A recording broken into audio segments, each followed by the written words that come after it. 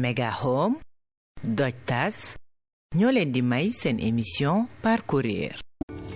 Bienvenue chez Mega Home, l'expert de l'aménagement intérieur sur mesure. Nous concevons et fabriquons localement des cuisines modernes, des dressings fonctionnels, des portes élégantes, des chambres raffinées, des revêtements muraux, des meubles TV et bien plus encore. Chez Mega Home, chaque meuble est conçu avec une précision millimétrée dans notre usine. Grâce à notre technologie de pointe et nos machines intelligentes de dernière génération, nous vous offrons des finitions d'une perfection inégalée. Mega Home vous propose une large gamme de cuisines équipées, pensées pour répondre à tous les goûts et à toutes les envies. Mega Home, la fierté de l'industrie sénégalaise. Ramadan et Carême, le mois du partage et des bonnes affaires. Venez découvrir nos salles à manger, pensées spécialement pour vos plus beaux moments en famille. Et ce n'est pas tout.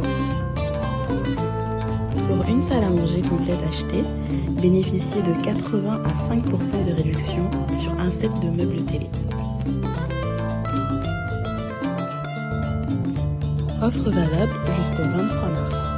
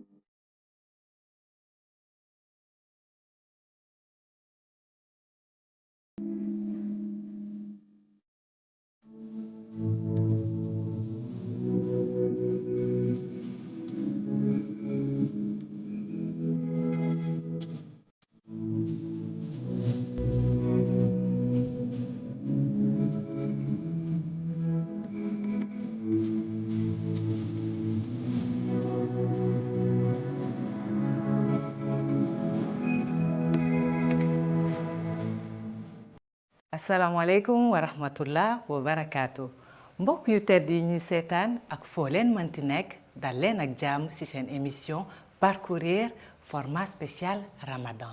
Tey nag c'est avec tristesse que je vous annonce que ce programme spécial tire à sa fin ginnaaw bi ñu duggee ci fanu koor yu mujj yi korité bee ngi xeeñ ndànk tailleur yi ngi commencé baare prix yi di yokk tuuti marché yi nag commencé xumbo waaye nag laaj bi benn la est-ce qu'on peut briller sans en faire trop en restant dans les principes de l'islam et surtout en faisant li suñu poche moon.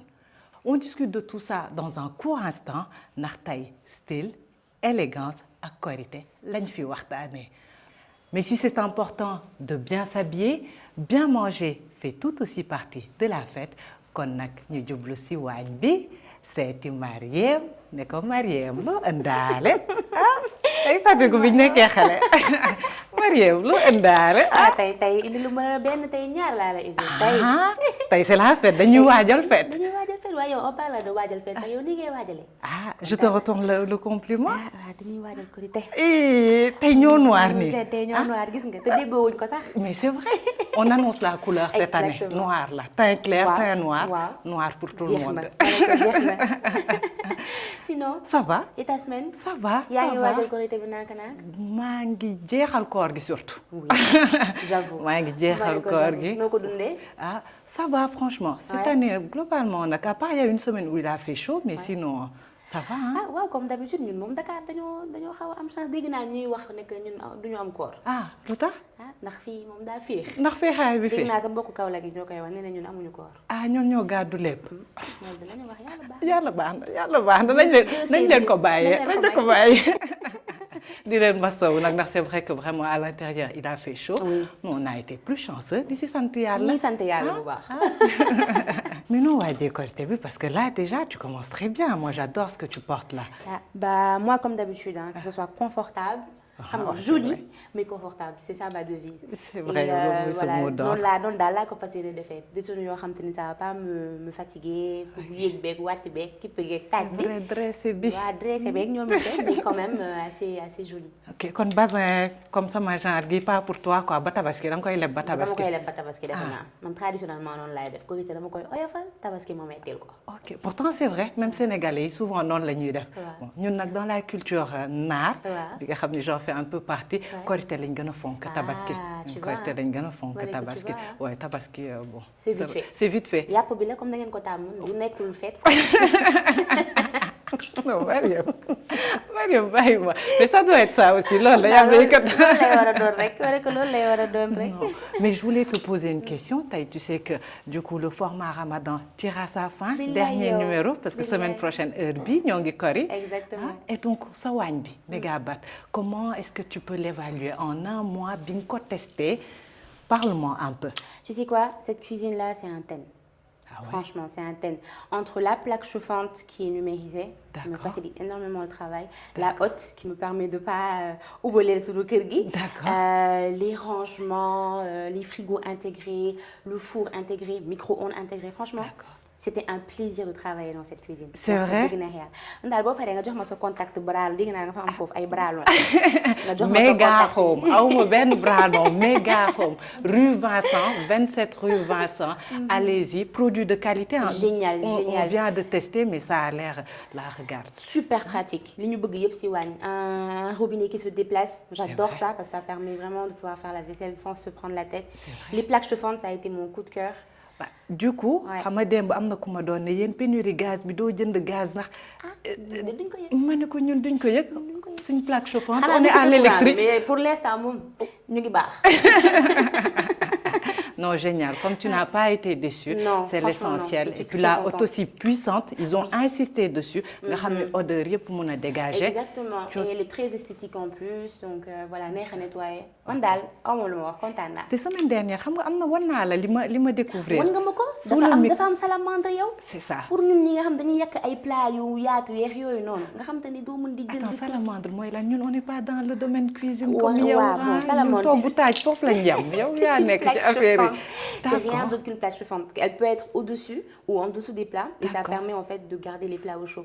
D'accord, tu peux nous montrer rapidement Oui, je là vais te du montrer coup, rapidement. c'est sous le Alors, micro-ondes, c'est c'est sous le ça? micro-ondes. Donc, D'accord. là, il Mets-toi de suffit- profil comme ça Voilà. on va mieux voir. Donc là, tu peux D'accord. voir.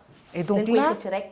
Gis nga. teg ci say plat. Teg ci say plats. Là, c'est super pratique en fait pour les grands plats de service. Ok. yoo xam te ni mënoo leen séparer di Waa, tàngal di di teg tàng. di tàngal di teg. Là, tu sers nga dugal nga tàngal sa plat nga génne. Man c'est ça qu'il me faut. Ni mu la Man arrangé. heure dressé damay stressé ndax bañ yaa yëf yi lay seen. stressé. Donc nii laay def Ku xalaatul ndab yu bëri tak rek tak du la tak. neex dressé.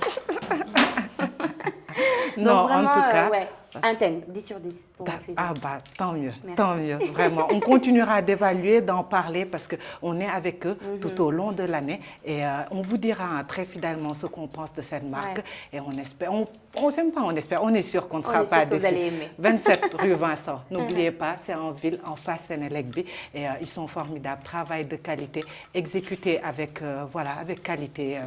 On continuera de parler d'elle. Et léegi nag, justement, sa waañ bi tey loo ma fi toggal. Ah, tey, comme ni ma la ko waxee, tey c'est un jour où on prépare la fête. Du coup, je t'ai pas proposé une recette, mais deux. Deux. Ah. Donc la première, c'est une recette salée, c'est un accompagnement. Donc D'accord. du fognon. D'accord. Tu connais mon amour pour les céréales locales. Ouais, Donc Mariam locale. Mariam locale. Du ma ko bañ.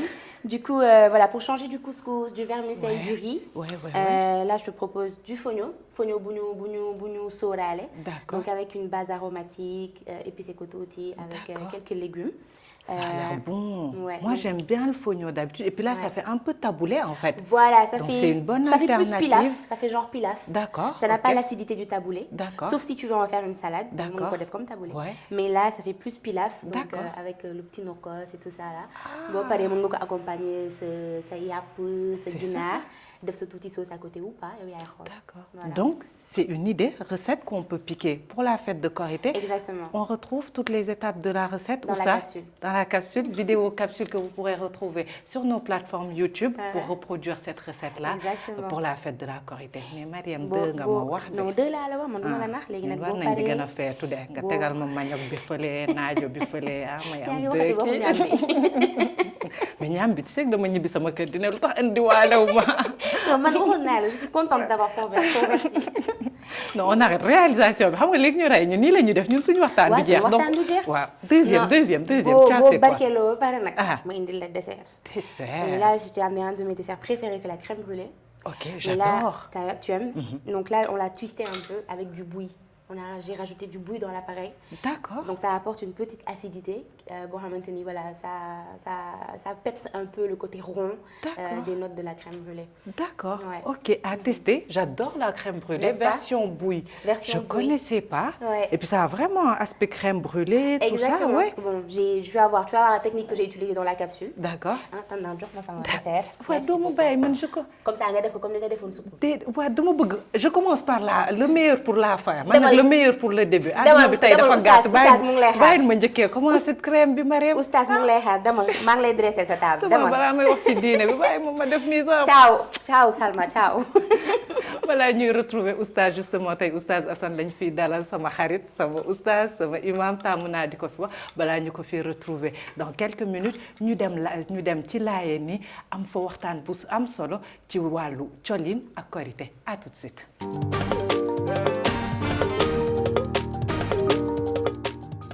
Asalaamaaleykum yaa soxna Codou Diop ñoo ngi sant si toogaay bi fii nii di la bëggoon laaj dañoo seetlu toujours ni fête su ñëwee wàllu solu daf see am solo loolu nit ñi jox ko yitte bu baax a baax ñu seetlu tamit fii ci ëttu Laayeen solu nekk na fi lu fës yëre yu weex yi ngeen di faral di sol yëre yu jot yi tamit yi nga xam ne muy góor di ndaw di mag ak xale macha allah moom ngeen di àndandoor di ko sol saa yu événement amee mu nekk lu rafet loolu léegi nag ma bëggoon la laaj soo doon joxe conseil ci korité bi ñu dëgmal yan orientation yu jóge ci diine lañ mën a joxe par rapport ak mode korité tay bi. A'uuzu billahi mina shaytaani rajim. Bismillahi rahmani rahim. Alhamdulillahi rabbil alamin. Wa salaatu wa salaamu ala rasulillahi sallallahu alayhi wa sallam wa ala alihi wa sahbihi wa man wala. Assalaamu aleykum wa rahmatullah Salma. ñu ngi lay nuyu bu baax di la jaajëfal ci ñëw bi nga ñëw fii tey di kontaan bu baax ci sa question bi. waaw question korité nag dëgg la ñun jigéen ñi dañ ko jël lool daal di koy teg foo xamante ne wax dëgg yàlla yeggu fa ndaxte bu ñu waxee korité jaamu yàlla la woon ndaxte koor lañ jógee te ku jóge ci koor xam nga ne dangay jóge ci jaamu yàlla kon sant yàlla nga jëm ñu ñaan suñu borom mu nangul ñu suñu koor ñu ngi sant nag bu baax waaye nag di wax ne suñu borom daf ñu sant ñun jigéen nañu muur sañu cër donte ne dañuy sañse wala ñu bëgg solo nañ ko def ci anam bu mu gën a jekkee bu mu gën a yiwee kon ñuy fàttali rek yàlla suñu borom bi muy wax yonent bi sallallahu alayhi wasallam ne ko waxal say soxna waxal say doom yu jigéen waxal jullitu jigéen ñi nañu muur seen cër ndax loolu mooy tax ñu xàmmee leen ak ñi nga xamante ne nekkuñu jullit te loolu mooy tax kenn du leen lor te duñu lor kenn kon dañuy wax ne daal korité nañ ko jël daal di koy simplal bañ a sonal sañu bopp ci ay dépenses yu bari ndaxte loolu daf ñuy sonal. seetlu nañ vraiment colin bu weex bi moom nga def nii sax tey macha allah am taar bu muy génnee est-ce que loolu diine dafa nekk dafa am lum si digle ci wàllu korité wala wàllu fête wala wàllu de manière générale ci colin couleur bu weex bi ngeen di faral di taamu mun nga ñu si waxal tuuti. waa jërëjëf Salma dañuy ñëw rek ci sol bu weex ak Laayeen ndaxte Maam Baay Laay alayhi salaatu wasalaam moom si boppam moom moo digle woon nañuy sol lu weex ndax dafa tàmbali woon ci benn korité boo xam ne ndax korité feetu Laayeen la ndax korité dañuy daje ñëpp Laayeen yëpp dañuy daje Yoff fa la ñuy tasee su ko defee ñu julli bu ñu jullee ba pare sang yi daal di ñaan yendu fa tudd yàlla loolu mooy li nga xamante ne moom mooy korité wu Laayeen mooy tudd yàlla la ñuy nekkee ci fa nga xamante ne moom mooy bërëb ba sañu ki nga xamante ne nag mooy maam Limaamu Laay dafa digle woon korité na ñëpp sol perkaal waaw moom moo ko digle woon histoire la nag comme que xam affaire bi dafa gàtt te flash la xam nañ ne du fi xaj waaye dañoo digle woon rek que ne jigéen ak góor ci bokk yam na ñëpp bokk sol yëre yu weex muy perkaal ndax perkaal boo ko solee dafay da ngay tolloole ñëpp duñu xam kan mooy ki am ak ki ñàkk loolu moo tax maam Limaamu Laay daal di digle woon ne nañu jël perkaal di ko sol loolu mooy li nga xamante ne moom laa ci mën a wax ci xam naa ne gàttal la nag ndax su guddoon tuuti ñu mën a continuer wax la ci lu bari daal macha allah. waaw macha allah li nga wax ni am na solo du coup dellu justement ci korité ak liñ si namm maanaam ñëpp tolloo. ñu bañ a xam ne kii moo ëppale sa morom. perkaal bi nekk tissu boo xam ne xëy na moo gën a yomb ñëpp. et puis weexaay bi nag kon couleur boobu loolu fan la jóge soo si mën a wax weexaayu Laayeen dafay ñëwaat rek ci diine ndaxte xam nga diine bu ñu waxee chaque jour dañuy tudd weex ndax boo demee Màkkatal Mukarram da ngay gis lépp a weex kuy armal lu weex ngay sol loolu nag dama koy indiwaat rek ci diine rek lañ ko teg ak ci alxuraan waaw loolu moo tax rek ñuy weexal ko te xam nga weex dafa nekk loo xamante ne symbole la muy loo xamante ne lu set la lu sell la loolu moo tax nag ñu taamu weex nga xamante ne du am benn gàkk-gàkk bu tilim. kon nag ñu digle weex ci korité biñ jëm ren man noir laa soloon tey fii ci plateau bi waaye dinaa def li ngeen di wax ci bis boobu incha allah. ginnaaw kàddu yu am solo yi bàyyeekoo ba Laayeen ñu dalal fii suñu naka laa ko waxee woon sax sama xarit déedéet boobu duma ko musa fàtte yaa oustaz sama xarit sama imam sama oustaz yaa oustaz kayf xaalik bi xayrin alhamdulillah kayfa ramadan wala foofu bi xayr waaw bi xayr nee naa la bi xayr la da nga créé benn rubrique ci émission boo xam ne njàngalem jàngale lay doon. jàngaleem arabe. pour nga mën a làkk. mais oustaz même bu dee ci koor gi kese. non mais loolu. loolu xam nga ni programme boo xam ni maa ngi la ci sàkku boobu ba tey. nanguloo gooma ko. ba léegi waaye waaw ba léegi. continuer ci rek waaye incha allah maa ngi vraiment di ñaan soo mu munee gën a jàngal muy arabe beeg. diine bi waaye di la dalal bu baax. di kontaan ndax ginnaaw bi nga ubbee émission bi si premier numéro bi ñaanal ma mu nekkoon sama premier numéro ma doon présenté ma bëggoon tamit tey format bi nga xam ne moom la ñuy tëj weeru koor bu sell biñ nekkoon ma bëggoon nga ñëwaat toog fi ñaanal ñu tëj koor gi si jàmm. waaw bi ñu ko ubbee ba pare itam maa ngi doon suivre yi ci topp mais lu am solo maa ngi leen ciy félicité di ci ndokkeel sénégalais yi ndax forme dafa am importance mais forme ak fond bu àndee rek lu am solo lay doon te émission numéro yi ngeen indi yëpp am na utile am na agréable ñu leen ci encouragé bu baax a baax Souleymane Bassirou Diagne ak Soxna Soda yooyu yëpp seen li ñu indi ci ay waxtaan ak yeneen kilifa yi nga xam ne dalal ngeen leen ci numéro yooyu lu am solo la ñu leen ci encouragé bu baax a baax ci voie boobu ngeen jaar. jërëjëf dañuy jéem donc suñu amee yow mi nga xam ne yaay sama imam sama oustaz sama xarit soo demee ba encouragé ma si ça me va droit au cœur di gën a sàkku ñaan après koor gi incha allah bëgg nañ gën a enrichir programme bi incha allah gën a bégal sénégalais yi gën leen xamal tamit donc yàlla baax na nañ si sàkku ñaan mais balaa ñuy dalal waxtaan bi oustaz tey dafa mel ni man ak yow yëpp dañoo dellu ci muridi ak suñ jàmpuuti wala jàmpuuti waaw ñu ñaar ñëpp de te on s'est pas donné le mot waaye ñu ñaar ñëpp génn si jàmpuut bi tey te mu ngi mel ne sax loolu dafa am importance xam nga mode te mu ngi mel ne di nga ci waxtaane mode dafa am importance xam nga identité dafa baax ci nit te bokk na ci liy wane identité colka moo tax l'islam bi ñuy waxtaanee tey loolu intéressé ko wàllu art intéressé ko wàllu forme ak fond yëpp intéressé l'islam te yooyu itam ci biir waxtaani mën na am sax mu feeñal. wàllu col ko justement ci loolu la ñuy njëkk a wax col ka korité diine lan la si wax parce que dañuy ne jour boobu solal sa tenue sa yére ba gën a rafet wala ba gën a bees mun nga ñu si gindi lan la ñuy wax ak soo amul jëggu yére bu bees ndax sa korité yàqu na. waaw fête moom ci l'islam mooy ni mu gën a rafetee maanaam l'islam dafa bëgg nga sol yére bu bees ci fête boo amulee yére bu bees li nga am nga na set nga fóot ko du obligation boo xam ne da ngay naan bu ma ko amulee dama koy lebe ji wala dama koy defee noo xam ne sa bakkaar mën na la ci fekk déedéet boo amee daal bu fekkente ne am na possibilité nga am lu bees nga ñaw lu bees nga sol ko ci fête bi pour marquer ko boo ko amul li nga am nga fóot ko nga sol ko mu jeex.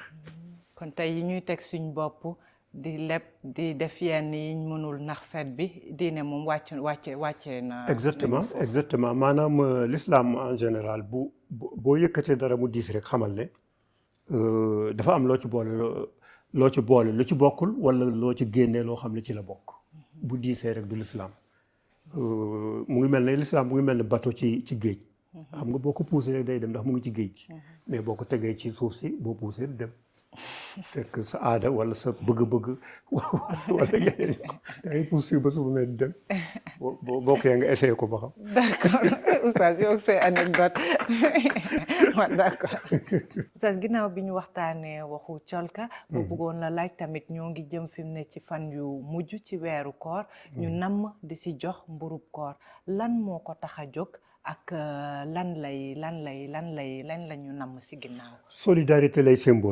symboliser mooy murum koor ñu tëjee ko ci koor gi pour wàllu dimbalante yonente bi nag sallallahu alayhi wa sallam moo ko farataal saa lay doon maanaam quantité bi mooy nga tibb ñeenti tibb loxo yoo xam ne nga buloo ko ubbiwuloo ko ba mu ëpp te mu nekk loxo yu digg doomu ceeb bi toll noonu nga def ko ñeenti yoon bopp bu nekk noonu nga koy génneel yonent bi sallallahu alayhi wa sallam moo ko farataal dañu ne nag weeru koor boo wooree ba pare koor gi dañ koy aj diggante asamaan ak suuf fekk génnewu la murum koor rek du dem ci yàlla pour ñu nangu ko kon lu am importance la kon murum koor mooy li nga xam ne mooy àggale koor ci yàlla mu nekk jaamu yàlla bu ñu nangu.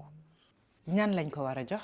voilà dañ koy jox ñu aajoo ñi maanaam miskin yi nga xam ne amuñu ñoom nga leen di jox boo ma laajee ñan lañ ko jox itam dinaa la waxaale kañ lañ koy joxe am na ñu wax ne 3 jours avant koor gi di jeex mën nga ko génnee mais date line bi nga xam ne daal boo ko joxewul ba date boobu dootul nekkati murum koor mooy avant ñuy julli ji julli korite boo ko joxee après loolu dabaatal la sarax rek lay doon rek mais nekkatul murum koor parce que dañu bëgg nit ki nga jox ko pour mu bañ yelwaan keroog yonente bi loolu la wax ne miskin yi fexe leen ba ñu bañ yelwaane ji keroog ñu am lu ñuy feetoo ñu bokk ci feet bi loolu moo tax ñu war ko génnee avant. mais jaa ngi tudd baatu ceeb kon du mburu comme ni ko baatu olof bi di waxee mburum koor kon ceeb la.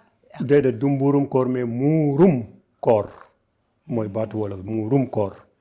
mais du mburu comme ni ma ko foogee woon pain du ramadan déedéet non kon il faut nga xool traduction boobu. d'accord du murum koor la mooy azakay murum koor sax la ñu war a mooy zakatul fitri. muur comme murum koor waaw li nga xam ne daal dafa mel ne xëy da nga koy muuree koor gi pour mu mën a dem. voilà pour mu mën a dem mën nga ko interpréter noonu mais murum koor daal mooy baatu wolof bi. d'accord jàngalati nga ma. parce que man mburu laa yàgg a wax ak jumbul ju yëpp. mburu nekk te muuru la. mburoy koor. jàngalati nga ma. su ma continuer nii rek léegi sama olof gën a dëgg. léegi mu mat de olof bi jàng ñaar balaa émission bi jee nga jàngat ñaar. waaw bu yàggee nga mokkal. léegi pour tëj waxtaan bi. oustaz xam nga soo fàttalikoo waxtaan bu njëkk bi waxoon naa la ren dama fas yéene gën a sellal ci koor gi. ñu si bëri ku nekk am na sa ay résolution yoo xam ne moom nga jël ci koor gi léegi nag fi mu nekk ñoo ngi egsi si fin bi naka la ñuy def ba kii yi ñu def effort yi ñu def si koor gi ñu maintenir ko ci restant année bi moo ku si mel ni man par exemple maa ngi la doon wax dinaa góorgóorlu wàññi xuloo waaw ah wàññi xuloo waaw loolu laa waxoon waaw loolu nag naka laay def xam nga soo xiifee moom àndul ak xuloo waaye fi mu ne suñ génnee ci koor gi naka laa mun a def ba gën a góorgóorlu wala est-ce que duma bàyyi ki nekk en face muy xunt man ma bàyyi xuloo moom bàyyi ko muy xunt est-ce que du loolu mooy solution bi voilà nga xam ne te sa question bi dafa am importance parce que koor balaa muy am njariñ fu ñuy xamee ne am na njariñ mooy bu koor weesoo li mu fi bàyyi ak lan lañ ko jox pour mu yóbbuwaale ko dafa am loo xam ne koor daf ko fi war a bàyyi bu demee mooy lan la'allakum tattaqoon pour ngeen ragal yàlla yàlla nee na maa ko farataal ci yéen moom koor comme ni mu ko farataalee ci ñi leen jiitu woon li ko waral nag mooy mu mën leen jox ragal yàlla boobu kon la ñu war a amee ci koor bu ñu ko amee nag 11 mois yi di ñëwee dafa war a ànd ak ñun nga xam ne comme ni nga ko waxee da ngay wàññi xuloo wala nga bàyyi ko da ngay wàññi jëw rawatina jigéen ñi yaakaar naa ñoo gënoon mën a jëw mais bi portable xëyoo ba léegi nag góor ñi ak jigéen ñoo ci yem léegi ñoom ñaar ñëpp voilà yu mel noonu maanaam jikko booy wàññi ndax baaxul ak jikko jooy yokk ndax dafa baax loolu mooy résultat bi nga xam ne moom la ñuy xaar ci nit ki mu amee ko ginnaaw koor ku ci nekk nag yaa mën a évaluer sa bopp ndax est-ce que am na jikko ju bon ju ma dindi ndax am na jikko ju baax du ma dugal te loolu bu amulee ba koor gi amul njariñ ginnaaw koor gi ñu mun a continuer sax si loolu exactement loolu mooy importance su koor bu koor jeexee li muy bàyyi ci ñun ci ay jikko yu baax li muy dindi ci ñun ci ay jikko yu bon ñaar yi benn bu ci amul rek xamal ne koor amul njariñ ci ñun mais amul voilà naka lañ mën a def ba gën a sax si loolu daal ma ñëwaat si question voilà li ñu war a def question bu ma soxal la par exemple ginnaaw sax xuloo bi seetlu naa ni weeru koor damay gën a teewlu su may julli que restant année bi naka laa mën a def ba loolu gën see mën a sax su koor jeexee exactement loolu ak yeneen naa ku nekk ak yan résolution nga jël ci exactement koor li ngay def ba mën a def loolu da ngay delluwaat ci koor ci boppam par exemple am nga déedéet da ngay delluwaat ci mission koor daal laa bëgg a wax. maanaam waaw loolu. wala nga delluwaat ci koor di wooraat xam nga koor dafa waroon am redoublé. ñu ne kii woor na mais seetlu nañu redoublé na mu war a wooraat benn weer loolu la ñu waroon def voilà léegi par exemple koor am nga fanweeri fan wala ñaar fukki fan ak juróom-ñeent yoo xam ne lekkuloo bëccëg léegi nag loolu war na la entraîner ba nga xam ne. 12 mois yëpp doo ci lekk loo xam ne moomuloo ko parce que li nga moom comme que am nga 30 jours yoo xam ne lekkuloo ko te yaa ko moom kon li keneen moom waroo ko lekk koor loolu la war a jàngal foofu am nga 30 jours yoo xam ne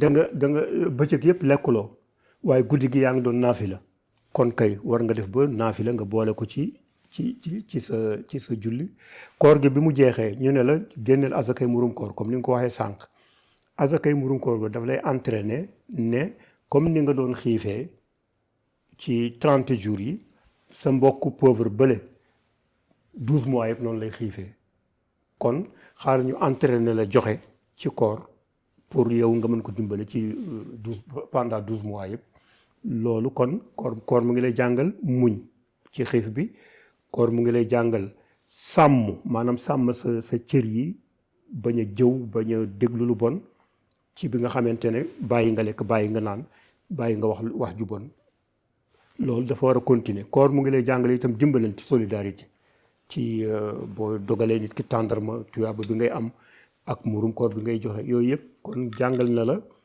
ni ngay rafetalee sa digganteeg nit ñi waaye ni ngay rafetalee sa digganteeg sa borom ak ni ngay tàggatee sa bopp ba nga nekk benn membre boo xam ne bu positif la ci biir société waaye du nekk membre bu négatif yooyu il faut nga dellu ci koor comme ay leçons yooyu mën a jëlee foofu pour nga mën a continuer ci fukki weer ak benn yi des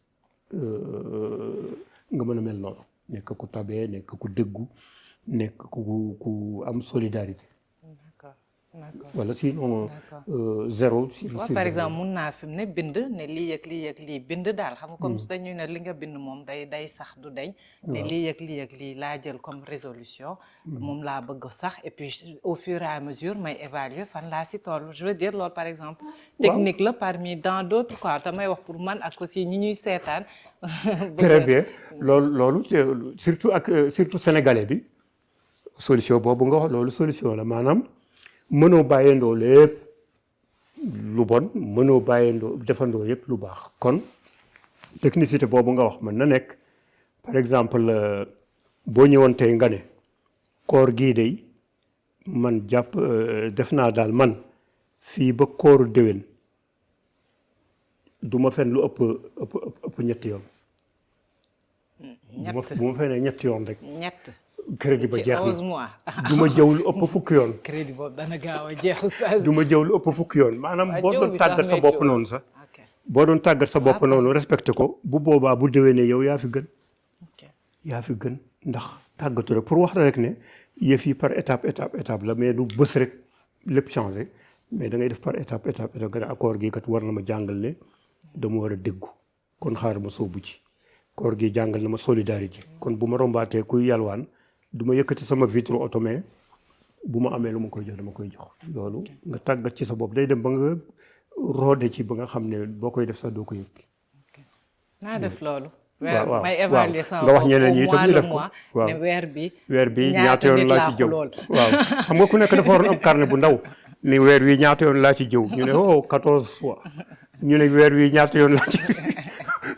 dëgg la noonu ngay évaluer sa bopp pour xam ndax est-ce que yaa ngi tegu fi mu war a tegu ngay évaluer sa ay objectifs. voilà d'accord jërëjëf oustaz vraiment waxtaan bi amoon na solo trop waaye temps bi moo ñu tënk comme d'habitude waaw et puis tey dañoo bëgg tamit wax si solin dañoo bëgg a gën a am temps waxtaan si colka di la remercier di la bàyyi aussi kàddu bu mujj xaw ma nag ndax yaa ngi waat si waajaayu màkka comme yow moom temps yi da ngay dem di demaat rek màkka rek boo gisee rek nga xam ne dem na màkka yow kay keroog maa ngi ne xam nga dañ lay wooyee amul bàkkaar waaye lii est-ce que du bàkkaar sa oustaz sa dem demaat yi waaw kay nga bàyyi ñu fi man Mariam nga xam ne nekk si digg ndaw fi bàkkaar ëppee yow ngay dem yàlla ameelu la dara fi mu ne ameeloo ko dara ngay dem di demaat rek sànq Mariam daf la laajte mu ne ana Salma Paris ma ne kon dem na Paris la Paris que bu doon Salma Dakar ñu ne ñu wër ko fi yow daal léegi ana oustaz Maka kon kay Maka kay wax yow daal léegi oustaz Maka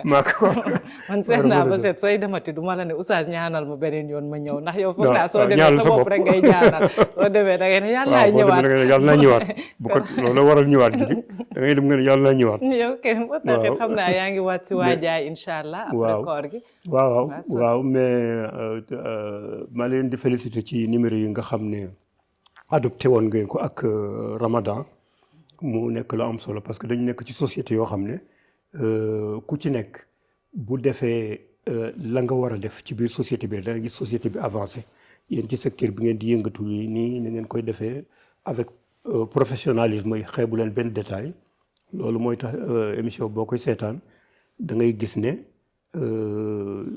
am na utile na agréable na te neex na consommer te loolu itam day yàlla képp kuy def lu mel noonu mu roy ci professionnalisme boobu kon ñu leen ci encouragé bu baax a baax yàgg sa équipe bi yëpp ndax xam naa ne équipe bu yaatu la boo xam ne mu ngi ci sa ginnaaw ñi topp son lumière rek yu mel noonu yëpp Mariam gis naa ko fii ak wàllu waañ wi gis naa ko keroog ci Souleymane Bassirou Diagne muy apporté loo xam ne c'est l'intellectuel ñaam bi de la ko defaree oustaz ñaam bi waaw gis naa la ko defaree gis naa kii bi sax ñaam bi bu neex waaw yooyu yëpp créativité yooyu dañ ko war a parce que duñu avancer duñu développer lu dul ñu développer ci milieu bi nga xam ne ñu ngi fi mënuñu développer ci beneen milieu bu ñu nekkul te loolu créer ay façon plat yoo xam ne fii lañ ko jiyee fii la saxee fii la màggee moo gën ñuy jéggi loo xam ne ñuy jëli ay ceeb ci biti di sotti boobu ba léegi ñu jëli jépp rek di sotti te dara sottiwul kon nañu seet ñaam bi est-ce que mënuñ ko def ba mu nekk plat boo xam ne neex na ñu mën cee yem boo demoon ay Uganda da ngay fekk ay plat yu ñaam beeg yu mel noonu ñun est-ce que gerte amul leen luñ ci mën a def loo xam ne xam dina naa léegi sax dinañu indi recette waaw. boo xam ne si gerte la jógee moom loolu mooy waaw. mën-mënam suñuy Mën-mënam. produits locaux mu waaw. transformé ko ba yow doo sax xàmmee ni lii voilà lii la woon na voilà dafa- loolu nag décideurs yi dañu ko war a encourager ci biir Sénégal dëgg la. koo xam ne booy def loolu ñu encourager ko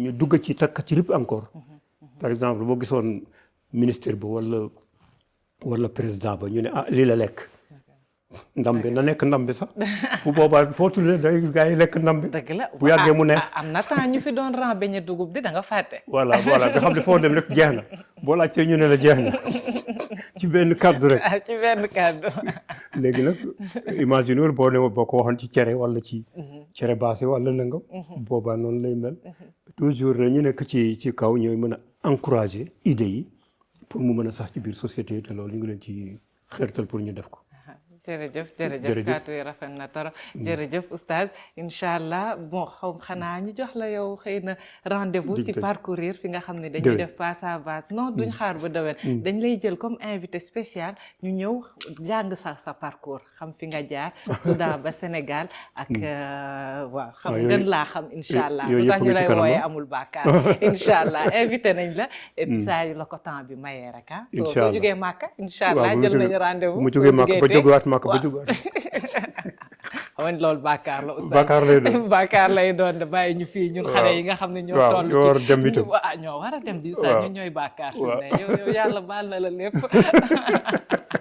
yow déjà bi nga nekkee xale daawoo foo daawoo def bàkkaar te boo yàlla. mur sàccoo mango yàlla baax na nga mango nga màgg yàlla baal la nga continuer di waaw. dem bàyyi ñu fi ñun yàlla baax na wala boobu lañ koy tere boobu yaa ko fi tere woon de numéro 1 épisode nit na baax, 1 yaa ko waaw. tere woon ne woon ni nit na baax voilà kon jërëjëf suñu waxtaan moom du jeex waaye waaw. nag gis nga réalisation bugguma leen xool sax waaye sànq ba tey ñoo ngi may nee nañ jeex na waaw nee nañ jeex na donc jërëjëf vraiment et puis jërëjëf. di wax di waajal tout de suite waxtaan bi waxtaan waxu solo waxu mode karité ak suñ si styliste bi ñu fiy toogal jërë ngeen jëf waaw.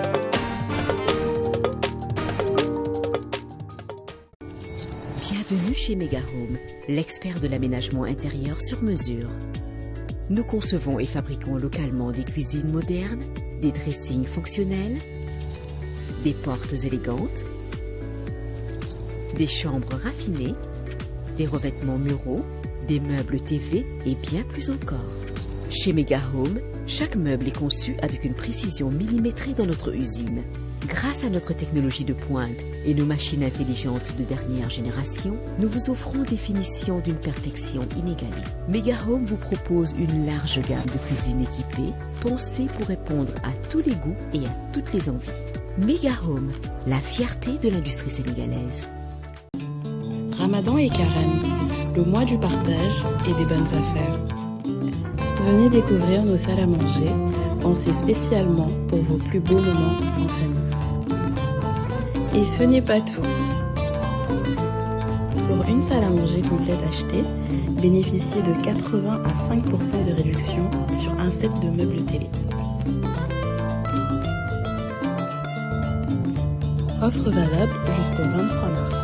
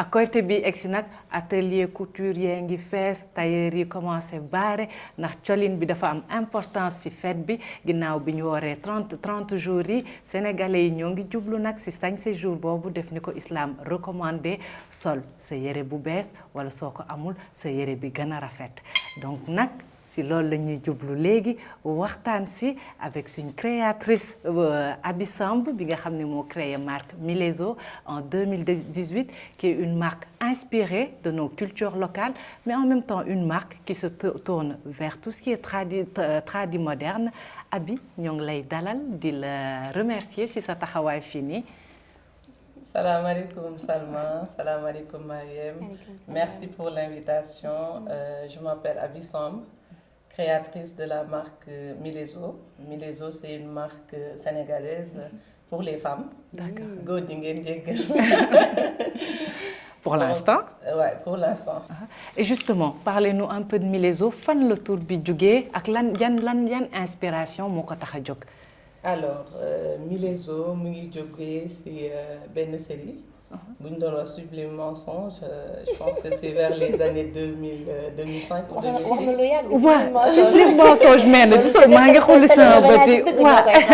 Donc voilà, il y avait une actrice qui s'appelait Milena. D'accord. moom lañ ma doon woowee quand j'étais petite.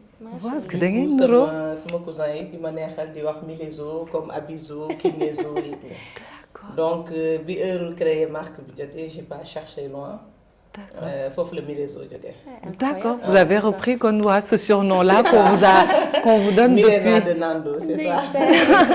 bu ñu wax lu yàgg yow. Ouais, je te jure. Donc foofu la jógee mode bi passion très rapidement avant ñuy xuus ci Korité bi passion mode bi fu mu la jógee parce que say création vraiment machallah on va revenir dessus. Alors j'ai toujours été passionnée de la mode quand j'étais petite. Lu ma am sañse laa koy jëndee dañ may jox sama xaalis pour à l'université may dem di ko jëndee ay yére. Donc bi ma ñibbisee j'ai fait mes études en France. D'accord. bi ma ñibbisee xam ngeen insertion Sénégal ni mu metti trouver fi liggéey et comme sama xarit yi dañ doon def tout le temps di ma envoyer pour ma dem ci marché yi à l'approche des fêtes. D'accord. Ouais, pour ma leen di wutal ay tissus wala di leen ñawal ci yenn tailleur et tout ça. déjà wóolu woon nañ la ci C'est loolu à ça, l'époque. parce que dama mës a bëgg sañse. Machallah. Du coup benn ramadan le fajar comme ça ma ne mais man li may nekk di dem tout le temps di wutal nit yi ay yére et tout ça pourquoi pas en faire benn liggéey. Après c'est né comme ça j'ai commencé à prendre des tissus. C'est Ramadan bi la Milezo nii juddoo. Non le juddoo. D'accord. C'était facile parce que comme c'est une passion je cherchais pas au début de l'argent. dama ko doon def parce que dama ko bëgg. Du coup c'était plus pour les gens de l'extérieur. D'accord. mais xam ngeen Sénégal ñoo. sañse moom ñoo ko sañse téye. ñoo ko téye. Du coup je vendais plus ici. Ouais. noonu la commencé ma commencé def ay collections et machallah ça marche bien. incroyable ñu ngi sant Oui, yàlla. oui, oui. dañuy wax naan entrepreneuriat boo siy dugg da ngay dugg ak loo xamante ni ça te passionne. Exactement. su ko defee tu as vraiment tu as pas vraiment l'impression de travailler. Waaw. chaque jour da ngay dem def li nga xamante ni moom nga C'est bëgg. exactement te ça. loolu moo lay permettre nga tenir. da ngay sonn mais waaw. boo yeewoo quand tu penses à tes clients et tout ça rek motivation. Ouais. loolu neex na nag. C'est ça. Heureusement nga am passion parce qu'au début amul xaalis c'est beaucoup Ouais, de galères. c'est ça. Ouais, Les liggéey gens Sénégal en comprennent plus. pas pourquoi faire des études, tu as un MBA, tu fais C'est vrai. de la couture, tu C'est les vrai. fais atelier, Ouais. c'était chaud. nga jàng ba soo nekk tailleur daawuñ ko waxee noonu di ñaw daawuñ la sax ne di ñaw daawuñ la sax ne tailleur dañ jàng ba soon di ñaw. C'est ça. Ouais. D'accord. ah mais tey de wax dëgg yàlla. waaw. bu ñu xoolee li ngay ñëw de dinañ xam ne Ouais, ça valait le coup Ouais, hein. ouais, Franchement, ouais. franchement Non, les Non, créations c'était sont pas facile. très jolies. Et les parents et les proches parce que bon, Sénégal pour ñoom tekki mooy dem ci bureau yi. Ouais, ouais, ouais. Cadre, sama doom cadre la. C'est ça. D'accord. Et du coup, maintenant, on va parler de la Korité en soi. Voilà, boobu Mariem ma introduire la moo jot waxtaan bi comme neex na sax ba jot nañ ci mais donc Mariam qui nous a fait tous ces excellents plats qu'on va découvrir un peu plus tard et puis bon Mariam avec qui on partage la table daal on ne la présente plus vous la connaissez elle est solaire elle est rayonnante et surtout elle a plein de questions intéressantes moo tax mu toog fii ñu nar a bokk ak moom waxtaan bi léegi ñu commencé tuuti ci korité bi nañ ci dem alors ñun bon on est très curieuse man ak Salma ku fi ñëw dañ lay topp ba nga sës ko mais là en l'occurrence pour la fête par exemple xam nañ ni que bon nit yi ñu ngi posé ay questions yu bari tout le temps sénégalais yi ku leen xam-xam ni dañu nekk ay nit ñoo xam ne dañu bëgg sañse dañuy topp mode dañuy topp tendance donc tey par exemple en tant que spécialiste on va dire de la mode sa œil bu avisé sa bëtu borom xam-xam ci mbirum sañse ak ñoomin seen lan la wan ni que moom mooy tendance yi nga xam te ni moom la nit ñi war a moom moo nar a génn déjà si korité bi ak naka la ko nit ñi mun a interpréter à leur sauce daal accaparé wu ko. bon loolu damay sawar tontu si par rapport aux tendances.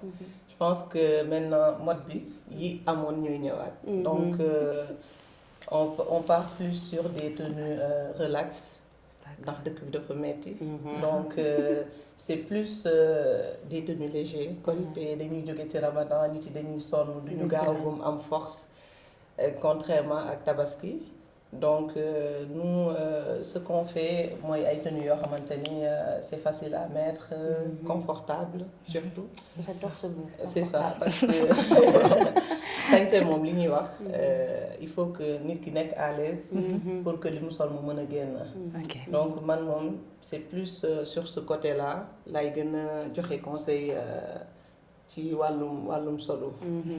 nga xam ne après la korité ce sont des tenues yu ñu mën a utiliser waat parce que là quand je vois justement ça naka lañ ko mën a wooyee veste taille basse ah peplum lañ koy woowee peplum d'accord lii da nga koy mën a solaat waaw peplum mooy modèle bi genre serré à la taille après c'est ok d'accord avec des volants c'est ça ok on appelle ça veste en même temps taille basse d'accord j'aime beaucoup merci de faire revenir le taille basse ñoo sonnoon ci bubuy dernière année mais c'est très joli et puis lii du coup pour rebondir sur ce que vous disiez day tax ñu mën ko solaat soo amee benn meeting fii vendredi du yam ci sa jour korité Salma lii man gis naa sax pantalon taille haute. exactement c'est ça c'est vrai nga recycler ko autrement parce que d'habitude c'est ça pièces yi may créer damay def de telle sorte que nit ki mën ko dépareiller par exemple ensemble bi ngay gis tu peux mettre ça avec un pantalon la jupe aussi tu peux mettre une chemise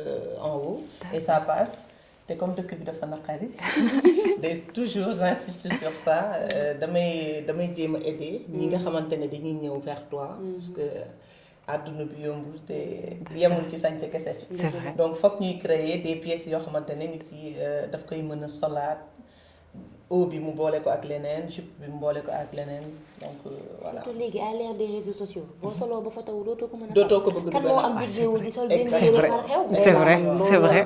vrai mais du coup ouais c'est vraiment utile de faire des pièces comme ça. c'est ça qui peuvent être recyclées reportées avec d'autres choses. moom lañ ko sax bañ a xàmme. en tout cas moi j'adore ce que je vois là.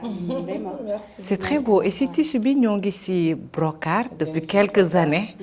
ñoo ngi ci brocart ce que vous portez d'ailleurs brocart la tamit mais c'est magnifique c'est magnifique vous êtes très joliment habillé mais du coup fi mu ne yan mooy tendance tissu yi ñoo ngi ba tey ci brocart wala commencé nañu ñoo ngi ci guipure ñoo ngi ci brodé parce que c'est des matières yoo xamante ne tout le temps en fait dañ ciy dolli lu bees mais c'est des tissus de tous les jours par exemple brocart depuis mes débuts maa ngi koy utiliser et j'ai commencé en 2018 on est en 2026 ah ouais déjà donc vous étiez une des premières 10 ans et avant man am na ñu ko doon utiliser donc brocart c'est une matière comme le bazin comme brodé tout le temps dañuy fexe di ko gën a beesal noonu laa ko mën waxee mu gën a tendance mais c'est des matières yoo xamante ne mënuñu ko intemporel la c'est intemporel exactement avant yow am nañu ko daan utiliser mais bëriwul woon brocart c'est vraiment dans les années 2017 2018 la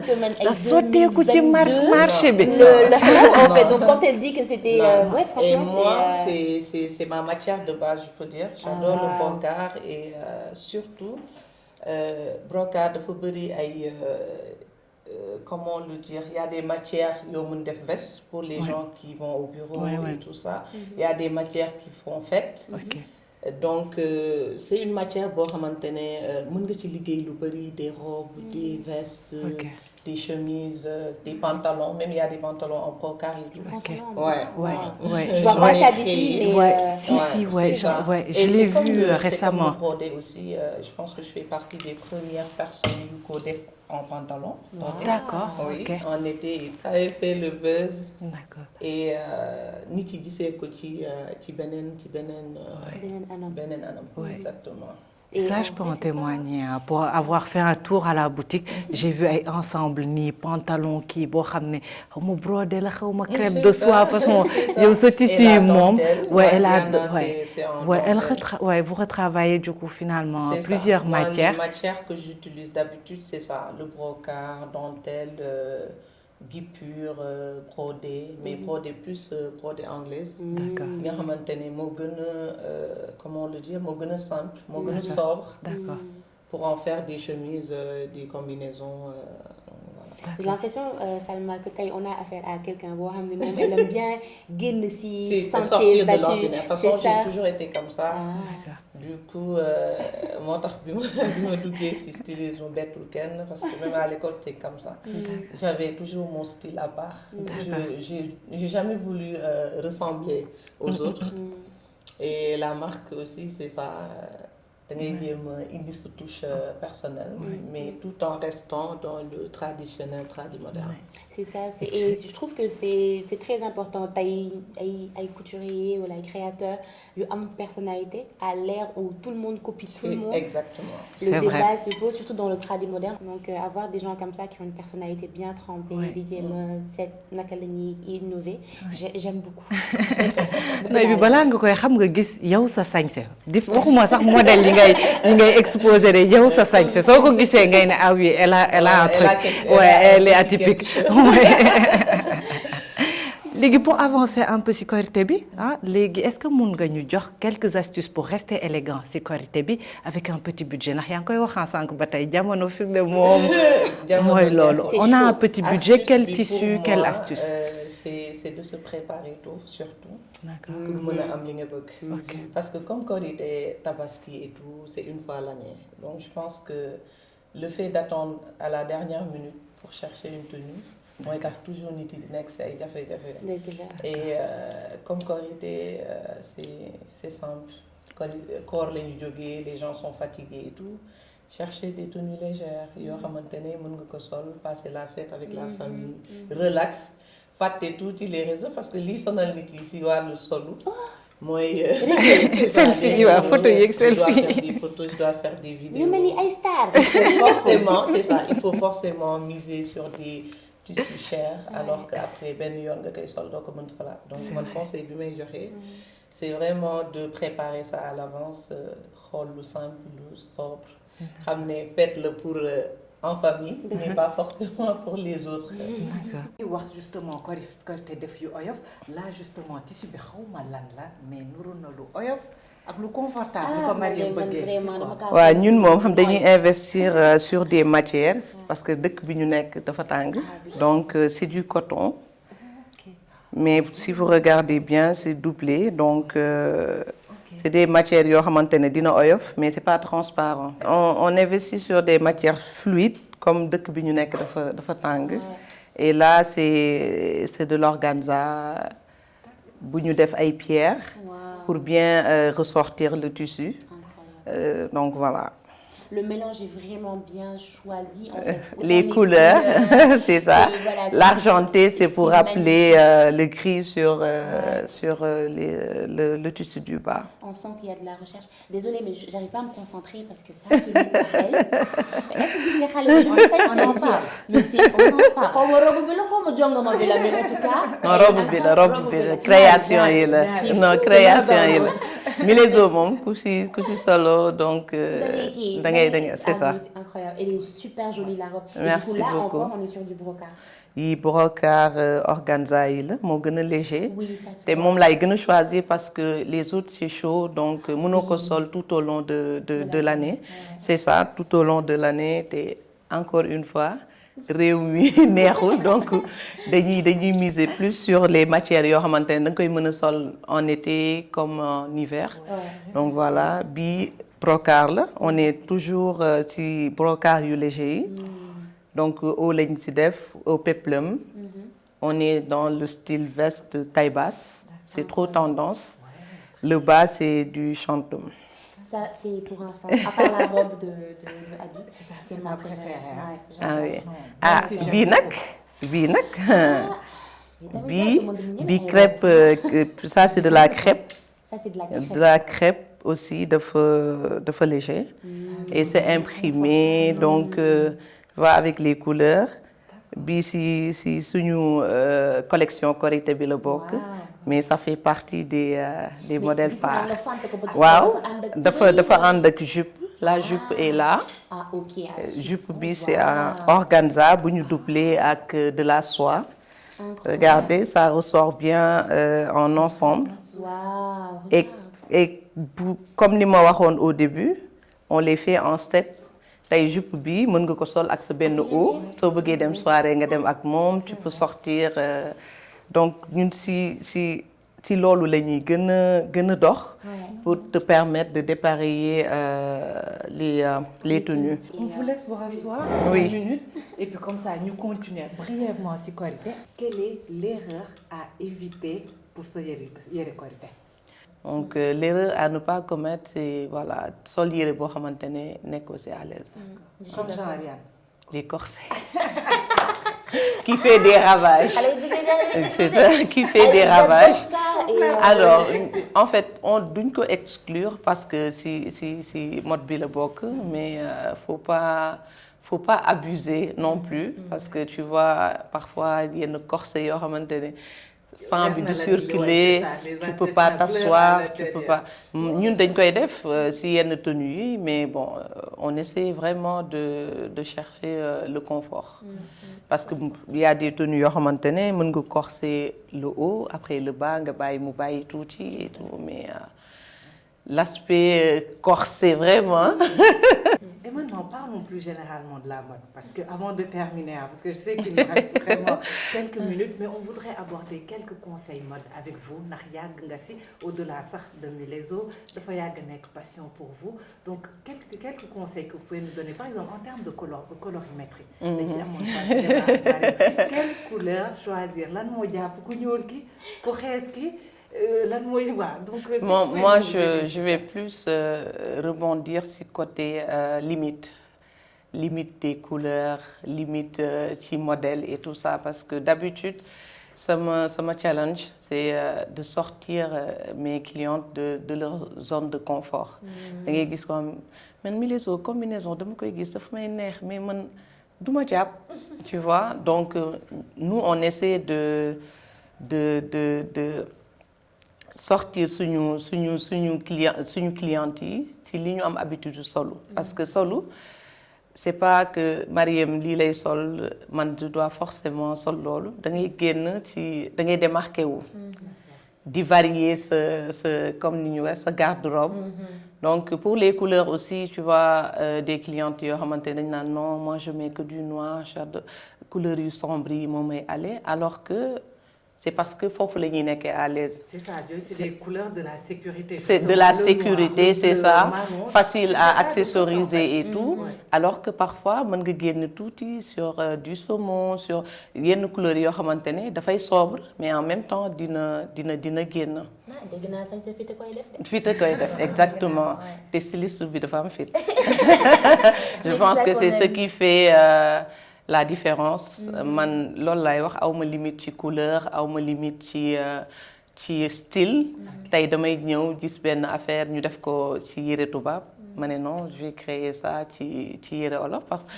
Dañuy wax toujours dañuy copier mënul ñàkk ci mode. Le plus important c'est nga gis benn affaire nga ne non ça moom j'aime par exemple les manches de Salma est-ce que du ma ko def ci benn haut est-ce que du ma ko def tu vois, Apporter mais cette touche apporter ce touche. Vous regardez quand même. Ah oui, exactement. Exactement. Lu ko jàpp. En fonction de nim bindo c'est ça mën nga am yaram comme mën nga tuuti yéen ñëpp ngeen bokk même style bi ngeen sol mais différemment et on reste dans le même style en fait. foofu la créativité wu créateur de mode nekk mën a adapté wu mën a génne sa besoin wu client yi ba pare utiliser li nga xam te ne moom nga am pour wane li nga xam ne moom moo gën a rafet seen surtout loolu parce que dernièrement dama créer ci biir atelier bi benn partie boo xamante ne tu as toutes les matières parce que tey mën nga def tu peux trouver cette robe jolie et tout mais nga gis benn cliente bu ne la par exemple c'est ouvert au niveau de la poitrine est-ce que mën nga mu ko fermer et tout donc on essaie toujours de s'adapter. Deux dernières questions. Bazin parce que bon brocart ak yeneen remplacé woon nañ ko mais bon ça reste quand même un tissu de noblesse. Ouais, bazin man comme je dis c'est un tissu budul xew yi donc du xew yi sauf que comme c'est une matière boo xamante ne il faut une période pour mettre ça parce que bu tàngee soo solee bazin nga ñàkk daf lay créer ay kii auréole yoo xamante ne donc moi c'est une matière je l'utilise c'est ça exactement mais c'est une matière boo xamante ne mënuñu ko bañ a utiliser parce que ça fait partie de notre culture tradition surtout pour les hommes tabaski korité c'est bazin même les femmes am na ñoo xamante ne bazin rek la ñuy sol sama mbokku tukulóor yi alpulaar yi dañoo bëgg bazin donc mais man toujours j'essaie de faire même les péplums là j'en ai fait en bazin ouais des bazins yoo xamante ne damay def péplum bi en bazin et le bas en brodé, on a utilisé brodé. Même brocart bazin, on fait de jolis patchs bazin brocart. Je suis contente pour le retour bazin parce qu'à un moment il faut commencer à disparaître. Oui, parce que et puis il y a un bazin léger aussi. Li indi disparaître bi mooy bu ñëpp di def même chose au final dootoo ko bëgg. C'est vrai. Mais pour moi ça reste une matière boo mën a travailler mën nga ci def lu bari.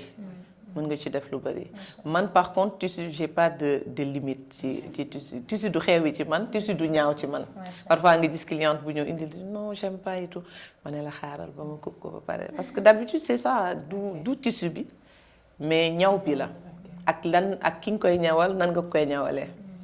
J'en profite justement si bazin bi ñuy wax ni pour remercier Kiné Ndour mu nekk rak si Youssou Ndour et elle aussi bëggoon naa ko fi am tey mais xam naa à l'occasion tabaski wala beneen numéro dina ñëw parce que vous allez la voir talent la moom tamit beneen génération c'est l'ancienne génération avant vous et vous voyez comment elle a retravaillé bazin bi et puis voilà génne fii Jampoud def fii nii Damina main de Fatma enfin voilà de toute façon vous allez avoir l'occasion si émission bi inchallah découvrir comme moom ak yeneen créatrice de mode parce que on va revenir sur une format habituel bi parcourir bindo et on aimerait aussi bien recevoir les gens de la mode que waa sport bi waa culture bi waa art bi on est ouvert à tout le monde canapé yi nii on recevra tout le monde cette saison inchallah léegi nag pour tëj dernière question parce que vraiment à la dernière réalisatrice dernière question regardez non c'est pour finir justement quelle tendance je vous pose la question à toutes les deux quelle tendance mode est-ce que vous aimeriez voir disparaître moom ngeen maar fi mu ne nii ci maquillage bi ci cheveux yi baby hair yi. Non, c'est pas facile. C'est facile cette baby question. hair yi. Moi, je vote pour les baby hair yu. Yi def nii tourné di kërle. Bon, moi je veux pas juger mais man daal je trouve que mooy postiche yooyu ñuy teg ba tirer ko ba pare ak utiliser la perruque en fait. Ok. Je vois pas le projet. Après c'est peut-être parce que j'en mets pas mais Ok. je comprends juste pas peut-être que nag li ma ko dul def moo tax mais. D'accord. Je trouve que daal tirer ak sa karaw moo dàq. C'est vrai plutôt que postiche bi. Bon, Ok. je sais pas. Et en matière mode parce que je pense que avant Milezo. En matière mode, avant Milezo, j'étais anti-brocart. Sincèrement, je le dis, j'étais vraiment anti-brocart. Mais je pense qu'elle m'a convertie. Ouais. Et puis un des points qui faisait que tu étais anti-brocart. C'est parce que je trouve déjà la xamone ni que moom mooy brocage, je savais pas qu'il y avait plusieurs variétés. Variétés brocage de bu gis bi brocage. parce que ça attire les odeurs, je trouve. C'est ça. Ça attire les odeurs et tout. Da ngay dem xew sax ñëw sax yére bi di xeeñ ay ceebu jën. C'est ça, kenn xamul. c'est ça, c'est Ça ça. par exemple, c'est un brocart que je porterai volontiers. Exactement. Elle parle de ce point-là, comme yow spécialiste nga ci brocart, pour nous donner peut-être quelques astuces pour éviter brocart boobu. Est-ce que dafa am brocart yu gën a attirer odeur Mais que d'autres? c'est comme ci lépp en fait parce que qualité bi aussi ça joue tey bëgguma wax dëkk bi seen brocart lii ak lii mais il y a des brocarts yoo xamante ne c'est beaucoup plus confortable, léger comme yi nga xamante ne du comme elle a dit du attirer ay odeurs et tout ça et aussi surtout da nga koy mën a sol ci période bu nekk. Man ci côté matière investissement. Chercher des matières confortables, des matières faciles à mettre. Et c'est ça, et noble et pas cher aussi. Et la mode que vous aimeriez voir disparaître. Ban mode nga xam ne tey soo ko gisee. Non, après c'est même pas non, comme je dis. C'est ça, ça, je suis très démocrate. Moom lu waay neex na ko sol. Lu waay neex na ko sol et comme c'est non parce que je me dis non brodé justement l'afaya c'est pas que tu en as marre de la matière mais de comment on coud la matière. Ak ñëpp niroole ko ñëpp bokk même style bi et mooy li la dal ci brocart bi parce que sooy gis benn affaire di ko gis tous les jours au final c'est ça. Donc comme man nag je suis plus créer toujours apporter benn touche si samay collection pareil moo tax damay sonn je dors pas bien à chaque fois je réfléchis sur lan lay génn lu bees lan lay dolli lan lay dindi donc voilà. On voit le résultat aujourd'hui. C'est ça. Ouais. Après di nga sonn de- mais satisfaction c'est bi mieux, c'est ouais. ça parce que C'est mieux, tout le sincèrement. temps looy dégg non mi les autres toi moom tes modèles amul Dañuy dégg Toi, styliste de la jeunesse. de la jeunesse. C'est ça. Rien que pour ça, c'est motivant et ça te pousse à persévérer. Da ngay bëgg gën a yokk te man lébu laa dama bëri tiitar. Donc amiin. De toute façon, tant qu'il y a la passion, je pense qu'on va se surpasser parce que passion mooy lépp. Quand on aime ce qu'on fait, doo yëg coono. Doo yëg coono. Et vous êtes vraiment une passionnée. Tey mën nañ ci témoigner heure bi ñu la fi indi nga ñëw et puis vous parlez même quand vous parlez vous avez les comme on dit les voix. Donc ça se voit que vraiment passion là on vous laisse le mot de la fin. C'est ça. Ma réalisation mer na ba xoolatuñu. Le mot de la fin c'est vous remercier et de m'avoir permis de parler de ma passion surtout. Parce que on n'a pas toujours l'occasion d'en parler tey ñu bari dinañ découvrir kan mooy Milezo fan la Milezo jógee parce que je pense que c'est la première fois que j'en parle comme ça ouvertement am na ñu la koy laaj à la boutique tu expliques un peu donc kontaan naa ci invitation bi coono bi duñ ko yëg trop. Merci beaucoup. Ouais. Et j'espère que on en aura d'autres yu ñu gën a mën a yaatal. Inch'Allah. Donc merci aux téléspectateurs yu ñuy seetaan. Merci. L'adresse de la boutique c'est à Liberté 6 vers le rond-point Pantola. Donc voilà. Suñu numéro de téléphone 77 793 28 43. Ñu ngi sur Instagram Milezo, Facebook Milezo, Snapchat. Milezo waxal niñ koy bindee. Mileso. Apostrophe. C'est bu nga dem tamit Milezo rek doo ko gis la apostrophe. ñii nag ñii prononciation foog ma wax ci c'est Milezo. C'est pas Maizo. Du Milo parce que y en a plein qui disent Milo. Du Milo, Milezo et Maiso, c'est Milezo. C'est Milezo. Entendu.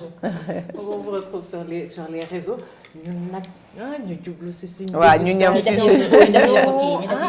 yëfu naar. tey moom waxuma la sax séeréer tey yëfu naar la ñuy def. na école bii ma gis. yaa ngi waxati yow bàyyi naa Merci beaucoup, chers téléspectateurs, d'avoir été fidèles au rendez-vous pendant tout ce mois de Ramadan.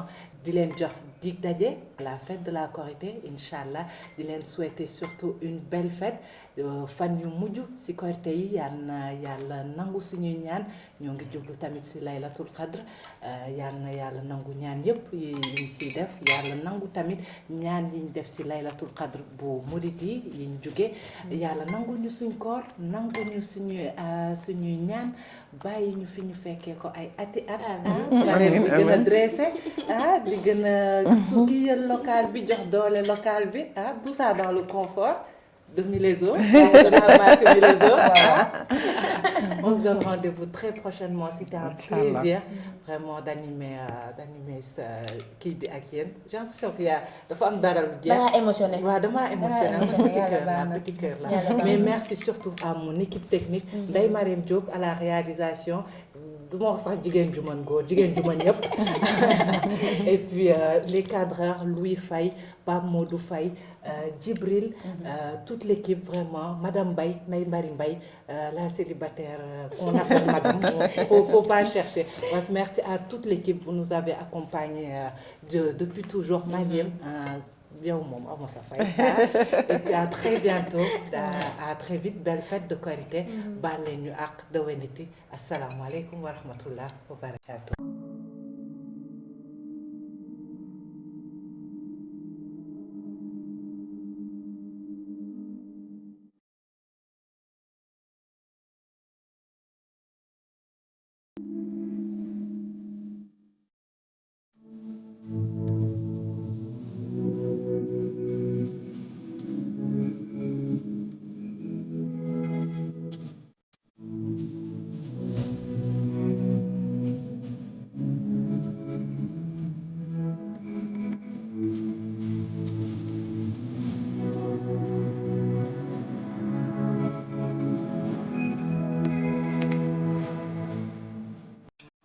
Ramadan et Carême, le mois du partage et des bonnes affaires.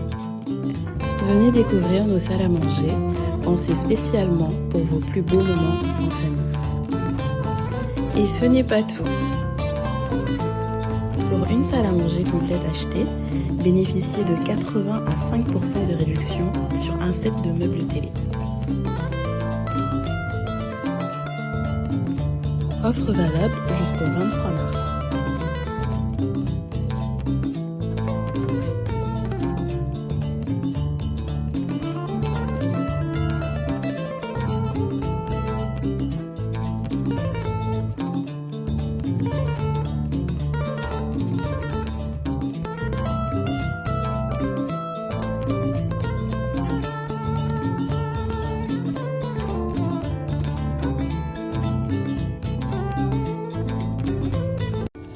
Bienvenue chez Mega Home, l'expert de l'aménagement intérieur sur mesure.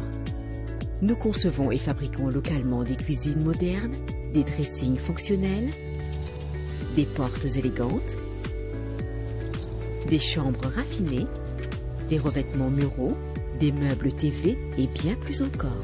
Chez Mega Home, chaque meuble est conçu avec une précision millimétrée dans notre usine. Grâce à notre technologie de pointe et nos machines intelligentes de dernière génération, nous vous offrons des finitions d'une perfection inégalée. Mega Home vous propose une large gamme de cuisines équipées, pensées pour répondre à tous les goûts et à toutes les envies. Mega Home, la fierté de l'industrie sénégalaise. Mega Home, Doj Tas, ñoo leen doon may seen émission Parcourir.